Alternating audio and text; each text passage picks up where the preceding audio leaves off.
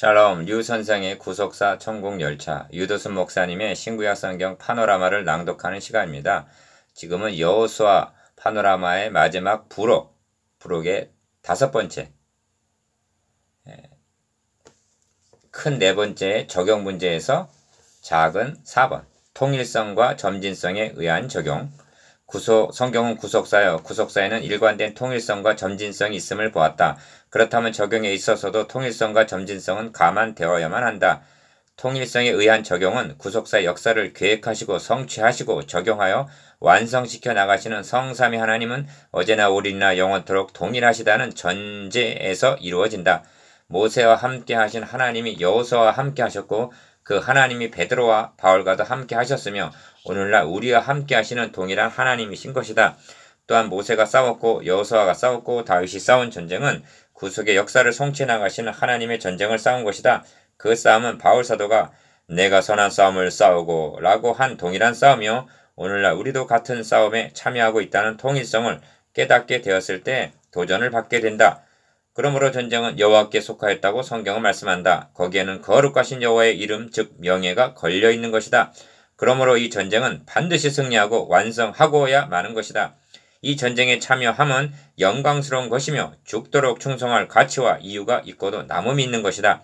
신구약의 모든 성도들을 말하자면 20세 이상으로 싸움에 나갈 만한 모든 자를 그 군대대로 계수하라. 민수기 1장 3절 하신 출애굽기 시대의 군사나 너가 그리스도 예수의 좋은 군사로 나와 함께 고난을 받은지니라고 한 디모데후서 2장 3절 영적 출애굽 시대의 군사나 모두가 한 분 사령관에 의하여 소집된 군사들이며 동일한 싸움을 위해서 부름을 입은 자들임이 설교를 통해서 명백히 드러나고 증거되기만 한다면 회중들은 결코 잠자코만 있지 않을 것이다. 이에 내가 그 명대로 대언하였더니 생기가 그들에게 들어가매 그들이 곧 살아 일어나서 서는데 극히 큰 군대더라고 에스겔서 37장 10절 말씀하고 있지 아니한가? 큰 군대라 말씀함을 주목하라. 우리도 이렇게 한다면 적용 문제로 고심하지 않아도 될 것이다. 그러나 구속사에는 통일성뿐만 아니라 점진성도 있음을 잊지 말아야만 한다. 점진성에 의한 적용은 지금은 그때가 아니며 우리는 바울도 다윗도 여호수아도 아니라는 점입니다. 구속 역사는 점진하여 종착역인 계시록의 문턱에 다가와 있다. 그림자와 모형으로 보여주시던 구약시대는 지나갔으며 이제는 밝히 드러난 신약시대에 살고 있다. 지금은 성경을 기록하고 교회의 터를 놓아야 하는 사명이 맡겨졌던 사도시대가 아니며 의심하던 사도 도마가 부활하신 주님의 손과 옆구리를 만져보고야 믿은 때가 아니며 충격된 성경을 통하여 보지 못하고 믿는 시대에 살고 있다. 적용에 있어서 이 점진성이 대단히 중요하다. 성경을 무범으로 삼을 때 범하게 되는 과와 혼란은 이 점진성을 무시한 데서 기인한다. 지금도 하나님은 너의 아들 너의 사랑하는 독자를 바치라고 명하신다는 말인가? 이제도 한강이 갈라지며 육적인 만나가 내린단 말인가? 처녀가 잉태하여 아들을 낳는 일이 반복될 수 있다는 말인가? 설교가 성경의 통일성과 점진성에 입각하여 행해져야 한다는 말은 적용도 필연적으로 그 통일성과 점진성 안에서 이루어져야 함을 의미한다. 이 점이 무시될 때 신앙가는 신비주의, 기복주의, 무속적인 불건전한 신앙으로 변질이 되고 만다. 설교자가 구속사의 통일성과 점진성에 입각하여 설교하였다면 적용 문제로 고심하지 않아도 된다. 회중들은 통일성과 점진성을 통하여 하나님의 신실하심과 자신의 좌표를 알게 되고 그렇다면 자신에게 기대하는 바가 무엇인가를 자연스럽게 깨닫고 고백하게 이르게 될 것이다. 5. 대표성을 통한 적용. 성경 해석에 있어서 작은 5죠. 이 대표성 문제는 대단히 중요하다. 이것이 원죄 교리와 대속 교리에 결부되어 있다. 성경에는 인류를 대표하는 두 대표자가 등장하고 있다. 아담과 그리스도이다. 아담 한 사람이 범죄하였는데 어째서 인류 전체가 죄를 범한 것이 되었는가? 이는 그가 개인으로가 아니라 인류의 대표자로서 범죄하였기 때문이다. 이를 인정하지 않는다면 대속교리도 성립될 수가 없다. 그리스도 한 분이 죽으셨는데 어째서 우리 모두가 죽었다고 성경은 말씀하고 있는가? 고린도후서 5장 14절. 이는 그리스도께서 우리의 대표자로서 죽음을 당하셨기 때문이다. 한 사람이 순종치 아니함으로 많은 사람이 죄인 된 것 같이 한 사람이 순종하심으로 많은 사람이 의인이 되리라고 말씀한다. 로마서 5장 19절. 아담 또는 그리스도라고 말씀하지 않고 한 사람이라고 말씀하고 있음에 유념해라. 이것은 대표성을 의미하기 때문이다. 모든 그리스도인들은 그리스도 예수 안에서 함께 못 박히고 함께 죽고 함께 장사 지낸 바 되었다가 함께 살았으며 함께 하늘에 앉히신 바 되었다고 말씀한다. 그런즉 이제는 내가 산 것이 아니요 오직 내 안에 그리스도가 산 것이라고 고백한다. 갈라디아서 2장 20절. 이것이 대표성을 통한 적용이다. 우리 중에 누구든지 자기를 위하여 사는 자가 없고 자기를 위하여 죽는 자도 없도다. 우리가 살아도 주를 위하여 살고 죽어도 주를 위하여 죽나니 그러므로 사나 죽으나 우리가 주의 것이니라. 로마서 14장 7절 8절. 이보다 더한 적용이 달리 무엇이 있겠는가? 주님께서 사탄에게 시험을 받으신 것만 하더라도 공생애를 준비하기 위한 시험이 아니었다. 그 이전에 세례를 받으셨을 때 이미 성령을 임하시고 이는 내 사랑하는 아들이요 내 기뻐하는 자라는 증거를 얻으셨다. 주님의 시험 당하심은 우리를 대표해서 받으신 시험으로 보아야 한다. 첫 대표자 아담은 낙원에서 시험 받았을 때 패배하였으나 두 번째 대표자로 오신 그리스도는 광야에서 승리하셨다. 그렇게 하심으로 아담의 패배를 회복시켜 주셨다. 아담의 상황과 그리스도께서 처리하셨던 상황의 극한적인 대조점을 생각하라. 그런 중에서도 주님은 승리하셨다. 주님의 시험당하심과 승리는 개인적인 것이 아니다. 그리스도는 모든 믿는 자에게 의를 이루시기 위하여 율법의 마침이 되시니라 하신 로마서 10장 4절. 모든 자를 대표해서 받으신 것이며 승리하신 것이다. 그러므로 주님을 모방하여 40일 금식했노라고 내세우는 것은 하나님이 원하시는 것도 아니며 바른 적용이 아니다. 주님의 대표성은 그가 받으신 고난과 십자가에 국한된 것은 아니다. 주님께서 받으신 영광과 후사 대심도 그리스도 안에 있는 성도들에게 그대로 적용되는 것이다. 설교자는 성경을 통하여 그리스도의 고난과 영광이 너를 위한 것이었음을 적용시켜 안겨주어야 한다. 작은 6. 두 줄기를 통한 적용. 율법과 선지자 즉 구약 성경을 주신 목적이 무엇인가? 거기에는 두 줄기가 있음을 알아야 한다. 한 줄기는 죄의 줄기다. 구약 성경은 죄 문제를 해결하기 위한 방편으로 주신 것이 아니다. 그러하기는커녕 죄를 깨닫게 하기 위하여 율법은 가입한 것이다. 한 사람으로 말미암아 죄가 세상에 들어오고 라고 한 로마서 5장 12절. 아담의 타락으로부터 시작된 죄의 줄기는 말라기서에 와서 얼마쯤 교도되고 개선이 되었던가? 그러하기는커녕 눈덩이처럼 더 커져서 너희 중에 성전 문을 닫을 자가 있었으면 좋겠다 라고 말라기서 1장 10절 한탄하실 정도로 타락하고 부패하였다. 이것이 죄의 줄기이다. 그러므로 구약 성경에 등장하는 많은 인물의 사악함을 통해서 나 자신의 죄인됨을 깨닫게 된다. 그러나 구약 성경에는 죄의 줄기만 흐르고 있는 것이 아니다. 죄가 세상에 들어오자 즉시 은혜로 막아주셨다. 이것이 죄가 더한 곳에 은혜가 더욱 넘쳤나니 하신 로마서 5장 20절 은혜의 줄기이다. 이 은혜는 여자의 후손으로 뱀의 머리를 상쾌하리라는 원복음에서부터 시작되었다. 구약 성경에는 이 은혜의 줄기 즉 그리스도가 점진적으로 계시되고 있는 것이다. 그러므로 구약 성경을 통해서 죄만 깨닫는 것이 아니라 구속자이신 그리스도를 만나게 해 주어야만 한다. 이 죄와 은혜의 두 줄기는 한 분 예수 그리스도에게 와서 만나게 된다. 아담으로부터 퍼져나간 죄의 줄기를 예수 그리스도 한 분에게 담당시키셨던 것이다. 히브리서 9장 15절. 그것은 마치 다이아몬드를 세워놓은 꼴이 된다. 위 꼭지점은 아담이고 아래 꼭지점은 그리스도이시다. 적용에 있어서 이 대표성과 두 줄기는 중요하게 다루어져야만 한다. 그래야만 다윗처럼 자신이 내가 죄악 중에 출생하였으며 모친이 죄 중에 나를 잉태하였나이다 라고 시편 51편 5절 고백하게 되고 이제는 오직 예수 그리스도의 대속으로 말미암아 의롭다함을 얻게 되었음을 확신하게 되어 선하시고 신실하신 하나님을 찬양하게 된다.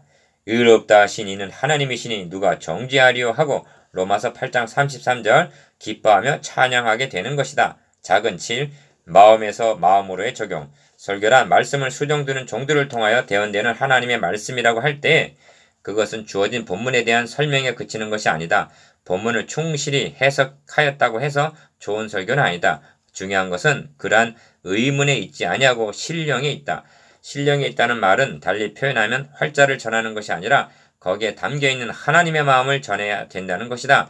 성경은 사람의 사정을 사람 속에 있는 영 외에는 아무도 알지 못하느니라고 말씀한다. 고린도전서 2장 11절. 그리고 사도 바울은 그 단원을 누가 주의 마음을 알아서 주를 가르치겠느냐. 그러나 우리가 그리스도의 마음을 가졌느니라고 끝맺고 있다. 이것이다. 설교란 성경 지식을 전해주는 것이 아니오 설명과 적용이 따로 분리되어 있는 것도 아니다. 설교란 주의 마음을 회중들의 마음에 전하여 주어서 내 아들아 너의 마음을 내게 주며 라고 하신 잠언 23장 26절 대로 마음을 주께 드리게 하는 것이다. 이것은 행동이나 실천을 도외시하는 말이 아니다. 오히려 마음에서 우러나오는 자발적인 순종을 이끌어낸다. 성경을 다시 한번 새롭게 보라. 거기에는 구구절절히 하나님의 애틋한 마음이 담겨 있음을 보게 될 것이다. 하늘이여 들으라 땅이여 귀를 기울이라 여호와께서 말씀하시기를 내가 자식을 양육하였거늘 그들이 나를 거역하였도다 라고 이사야서 1장 2절 탕자를 둔 아버지의 밤잠 이루지 못해하는 마음이 담겨져 있지 아니한가? 너는 가서 음란한 아내를 취하여 음란한 자식을 낳으라. 이 나라가 여호와를 떠나 크게 행음함이니라. 호세아서 1장 2절 여기에 외간 남자와 눈이 맞아 집을 나간 음란한 아내를 둔 남편의 피 맺힌 심정이 담겨져 있지 아니한가? 하나님의 마음은 그렇게 소극적인 것만은 아니다. 그들에게 쏟으셔야 할 진노를 자기 아들에게 대신 쏟으시고 너희를 영접하여 너희에게 아버지가 되고 너희는 내게 자녀가 되리라. 전능하신 주의 말씀이니라. 고린도후서 6장 18절이라고 적극적인 사랑으로 나타난다. 사랑은 말이 아니다. 지식이 아니다. 하나님의 사랑이 우리에게 이렇게 나타난 바 되었으니 하나님이 자기의 독생자를 세상에 보내심은 저로 말미암아 우리를 살리려 하심이니라. 요한일서 4장 9절 사랑은 나타냄 즉 표현되어야 한다. 이 하나님의 마음이 회중들의 마음이 이전 전심으로 전하여지게 될 때 그들도 하나님으로부터 하나님을 사랑하게 되고 그 사랑을 헌신을 통하여 표현하고자 하는 마음이 우러나게 되는 것이다. 바울 사도는 내가 예수 그리스도의 심장으로 너희 무리를 어떻게 사모하는지 하나님이 내 증인이시니라고 고백한다. 빌립보서 1장 8절 그리스도의 마음을 가진 사람 고린도전서 2장 16절 그리스도의 심장 빌립보서 1장 8절이 그 속에서 박동하고 있는 사람 얼마나 부러운 사람인가. 이런 사람에게는 설교에 있어서 적용 문제로 고심하지 않는다. 오직 하나님의 심장인 사랑 없음을 인하여 탄식할 뿐이다. 만일 그리스도의 마음 심장 사랑이 없다면 제 아무리 논리적으로 적용을 멋지게 했다 하더라도 소리나는 구리와 울리는 꽹가리가 되고 말 것이다. 적용은 마음에서 마음으로 되어진다. 작은 8. 말씀과 기도와 찬송적인 적용. 주님께서는 하나님은 영이시니 예배하는 자가 신령과 진정으로 예배할지니라고 말씀하신다.